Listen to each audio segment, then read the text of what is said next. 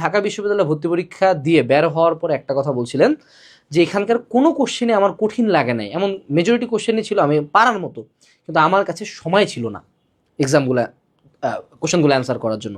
এবং এই ঘটনাটা অসংখ্য স্টুডেন্টের ক্ষেত্রে ঘটে যে তারা হয়তোবা সময়ের কারণে দাগাইতে পারে না, অথবা অনেক স্টুডেন্ট আছে যে অনেক ক্লাস করছে, তোমার মনে একটা কোশ্চেন জাগে না যে একই কোচিংয়ে পড়তেছি, একই ম্যাটেরিয়ালস পড়তেছি, ইভেন এমন হয় একই বাড়ির টিচার নিছি, একই কলেজে পড়ছি, একই বাসায় একই রুমের মধ্যে থাকছি, কিন্তু একজন চান্স পেয়েছে একজন চান্স পায় নাই।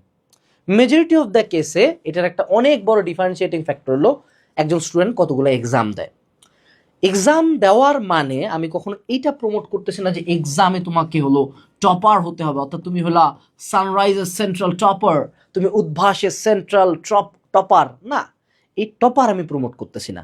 বাট এক্সাম দিয়ে তুমি ফোকাস করতেছো ভুলে, যে আমি কি কি ভুল করছি এগুলা নিয়ে আমি কাজ করি।